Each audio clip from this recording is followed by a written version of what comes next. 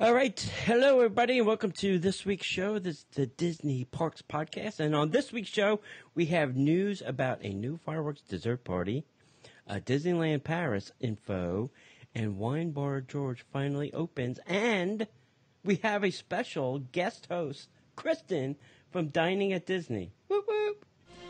Welcome to the Disney Parks Podcast with your hosts, Tony Caselnova from DisneyByTheNumbers.com and Parkhopper John from WDWParkhoppers.com. Keep your hands, arms, feet, and legs inside the podcast at all times. And get ready for the Disney Parks Podcast.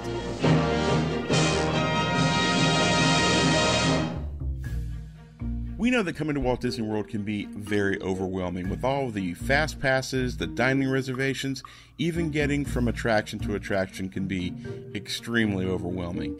But we've got a friend that can help you make your next trip to Walt Disney World even more magical.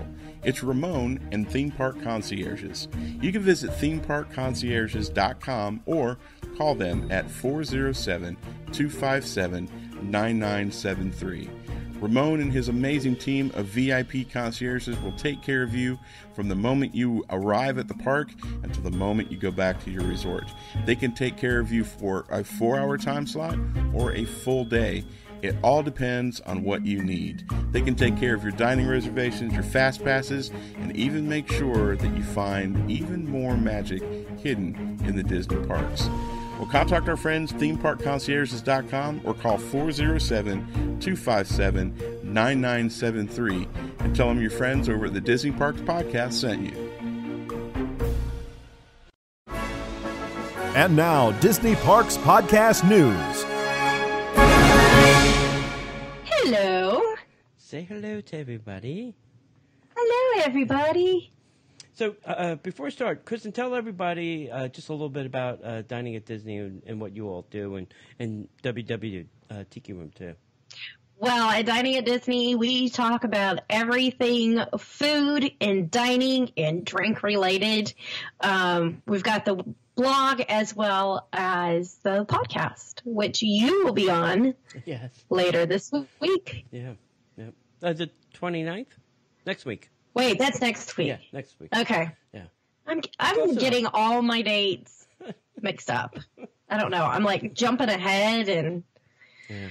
I may have to come back it happens. I'm going to that wellness cooking demo on June 9th. That should be fun. Yeah, so maybe I'll have to come back and we'll do maybe a recap on that. Ooh. Yeah. That works for me. Yeah. All right, Kristen, want to kick us off with some food news from the Magic Kingdom? Yes, the After Fireworks dessert party is coming to Magic Kingdom Park. This will be taking place. There will be a special viewing area in the Plaza Garden. Then afterwards, you're going to head over to Tomorrowland Terrace Restaurant and enjoy an all-you-care-to-enjoy desserts. So you get plenty to eat. Some of the things that you'll be able to experience include S'mores Action Station, which is featuring Frontierland, Pineapple Delights, of course that's Adventureland, Ooey Gooey Toffee Cakes from Liberty Square, macaroons from Fantasyland. There will be a cookie table, which is featuring Tomorrowland. And then for Main Street USA, you have strawberry tarts. For those of you that are looking for snacks that aren't as sweet, there will be cheese cubes, spinach dip with crackers, and house-made mini egg rolls. Fresh fruit will also be available. And then for beverages, there'll things be such as sparkling apple juice, coffee, tea, and milk. In addition, on July 3rd and 4th and select nights during Mickey's Not So Scary Halloween Party and Mickey's Very Merry Christmas Party, there will be special themed holiday treats as well as the holiday fireworks. For those of you interested in the After Fireworks dessert party, call 407-WDW-DINE. The pricing for that is $69 for adults.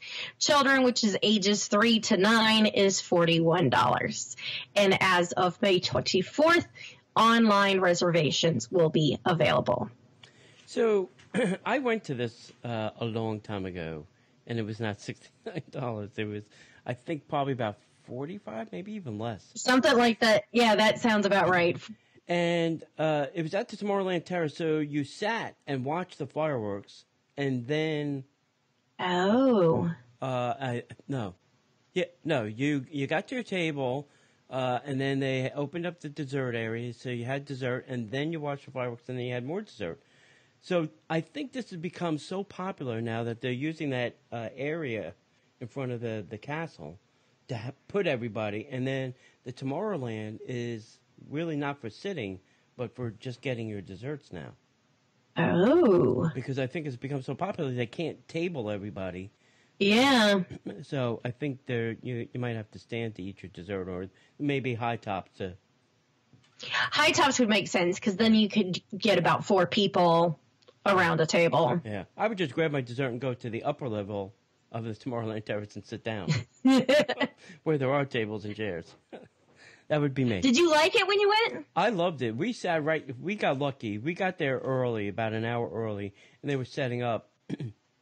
And they had pre-assigned tables, and we found that our table was going to be all the way in the back. We're like, no, that's not going to work for us. So we convinced the lady to give us the table up front. She swapped numbers on the tables, and we sat right up front. Yeah. Nice. Yeah. Probably the other good place to be sitting would be next to the desserts. That would be option number 2 if you can't get up front. Oh, definitely. Yeah. So it was good. I really enjoyed it. I've tried to book it again, and every time I call, they tell me this: we don't have any dates open. Well, like how far out? Like they're like, no, 3 months, 2 months, 3 months. I've tried doing this twice now, and they can't. The system won't show them an open date. You have to pick a date. And then they'll tell you, it's sold out. It's sold out. It's sold out. It's sold out. And then after a while, you get bored and you go, you know what? Forget it. And I hang up. I say I'm done. Wow, that's not a good way to do that. Yeah. So if you do want to do this, I would definitely take advantage of 180 days or more, because I don't think there's since I think you have to pay for this up front. I think they were also doing. And I'm not sure if they still do this. You can book the day of. Like if you go to the Magic Kingdom in the morning, go to guest services on Main Street and book this. So. Maybe I'll just have to do that one day. See if they can find something available. Yeah, exactly. Hey, do you have something today? Yeah, maybe they fill it with the people that canceled their stuff. I don't know. So, anywho, go check that out if you can. Hey, Disneyland Paris is adding the Lion King show to its 2019 entertainment lineup. So, favorite characters such as Simba, Nala, Timon, Pumbaa, along with the iconic songs from the classic story from the film, will come to life on stage for a brand new musical production based on the Lion King in a newly renovated Chaparral Theater in Disneyland Park. The Lion King show is just one of the many entertainment options available to guests at Disneyland Paris. Paris gets the good shows. Shanghai gets the good shows. We get nothing. We get nothing. Why? Because we don't have a good place to put them. You know. Why are they so mean to us? And I think we're going to talk about it later. But the one place where it was going to happen is not going to happen in the Magic Kingdom. So I don't know what they're thinking. I really don't. So maybe for the 50th we'll get something good. I hope so. I hope we get something amazing for the 50th. Yeah, I heard they're working on 50 new things for the 50th. Oh, nice. Yeah, I don't think some of them will be stellar like the Tron coaster. I think some of them will be, hey, we put a character over there. Did you see that? That's number 40. Right. We changed the It map. seems That's to me that they would just hold off on everything, like have everything finished like right before, and then it'd just be crazy madness. Yeah, I don't think Disney would explode or implode. Hey, if you have a chance this weekend, May 26th, we are going to be at the Baseline Tap House at 7 p.m. Having a couple brews, maybe having a couple snacks. And then we hope to go over around, I think it's 9 p.m., to see the Star Wars show. So come out and see us this weekend. You will have to pay for a ticket if you don't have one, or use your annual pass, or however you want to bribe yourself into the park. But it's May 26th, 7 p.m., Baseline Tap House. And then June 23rd, we're going to the Port Orleans French Quarter for some beignets at 2 p.m. Ooh. Yeah. Beignets will be on us, so bring your appetite. Or come early, because once they're gone, they're gone. July 28th, we're going to attempt to go to Andy's Lunchbox at Toy Story Land. That'll be at 2 p.m. Gonna probably be a little bit hot, but you know what? For Toy Story, we'll do it. Aljon and I may be at that one. Oh, all right. Because we're coming in July. I've already got, he got approved for work. I got approved to leave work. Because that's the last week of summer. Oh, cool. Summer break. Very nice. So I'm taking off that. I'll miss that whole last week. That's when I'll take my vacation. Well, come and join us. You'll have some snacks at Andy's Lunchbox. I'm excited about that. Oh, Toy Story turns me on. Hey, we're still looking for some bloggers, photographers, videographers who want to help us out in any capacity that you can. If you go to the parks a lot and you like to take pictures, or you go to the parks a lot and you like to tell people how to plan their trips, send us an email at disneyparkspodcast@gmail.com. Don't forget that you can listen to the show on your Amazon Echo or your Google Home device. Just ask them to play the Disney Parks Podcast. Don't forget to check out our store at DisneyParksPodcast.com/shop. We still have some shirts that we're trying to unload, and might be a good place to get, a Christmas gift, Halloween gift. I don't know, something. All right, Kristen. Okay, I'm excited about this. Cannot wait to try this place. Wine Bar George. It is finally open. I know. You know what's crazy is they sent out the day before, oh hey, we're opening. Yeah, I know. There was no advanced media notice. They sent it the day before, and that was it. I was like, oh wow. Yeah. So they are now open. Right. Their hours are 11 a.m. to 2 a.m. So you have plenty of time to get some wine and food. George is a master sommelier. He is one of only 249 in the world. So when you think about that, that is absolutely crazy. And it's so exciting to have somebody like that open up a wine bar in Florida, the only wine bar in Florida that has a master sommelier. Right. And you have 130 different types of wine that are available by the ounce glass bottle, with various ranges of varietals, vintages, and prices. Oh, yeah. If you haven't heard anything about this place yet, it has 200 seats. It's located in the landings at Disney Springs. There is indoor and outdoor seating available. So you've got some beautiful views of the landing, as well as a waterfront stage. So that'll be pretty cool. They have the basket at Wine Bar George. It's going to feature European-style sandwiches, cheese, olives, hummus, charcuterie, cookies, and, of course, wine on tap. So you can get that. The wine on tap will be offered by the glass or by the carafe. Walk-ins are always welcome. You can make reservations for Wine Bar George starting May 25th, and that's going to be 4 bookings starting June 25th. So you've got, if you're going June or later, starting May 25th, you can go ahead and make your reservation. So I am marking that on my calendar. So when I go in July, I can check it out. I'm so excited. Yeah, I was there this weekend, believe it or not. You know me. And what did you think? You know me, opening day, go for food, go for wine. The space is very interesting. It's very broken up. there's a first floor and a second floor. First floor, second floor, and then the outside area. So it's very choppy. The downstairs is actually the smallest part of the building, which is kind of that's weird. bizarre. Yeah, it's very weird. I think because right next to it is they took a large portion for A, the kitchen, and B, what they're calling the basket, which is like the walk-up window.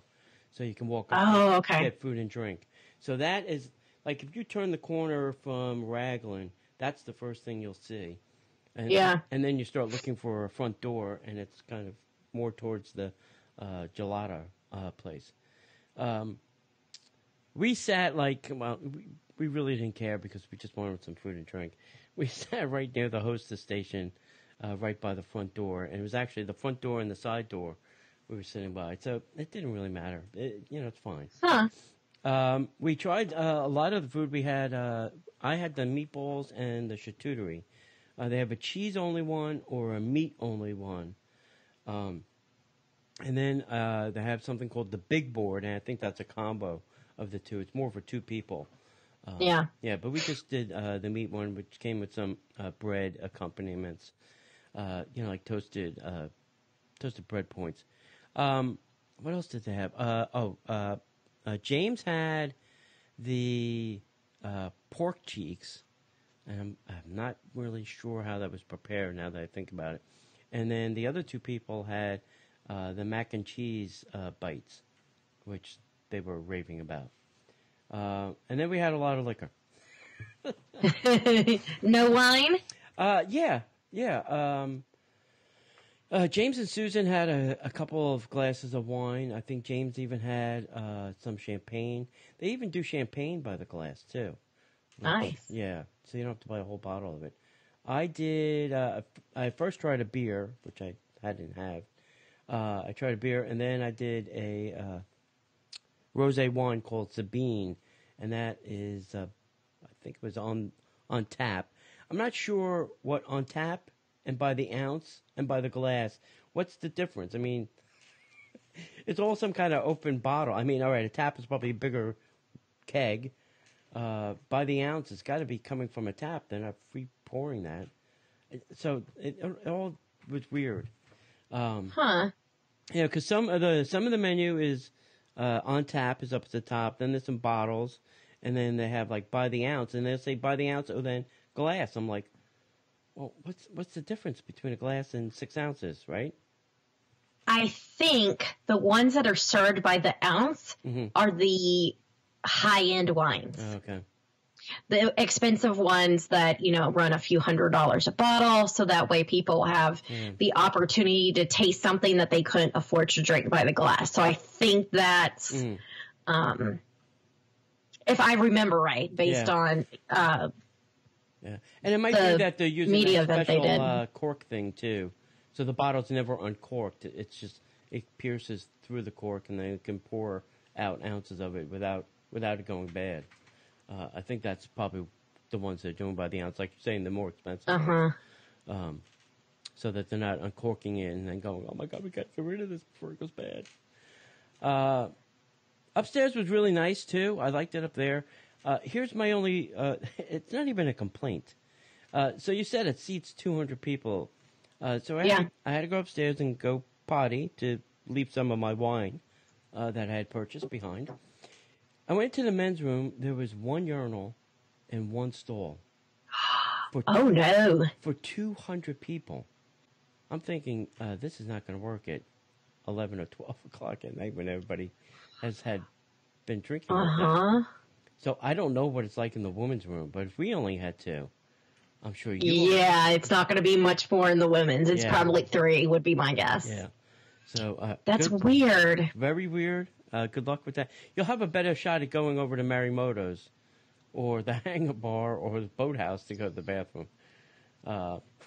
You'll probably be able to Is there a restroom? I can't remember if there's one located in that little area. I know there's one farther down, like closer to like the Edison. There's a bathroom over in that area. Yeah, and I think around the corner by the Chappelle store and NYC Bakery, I think there's one too.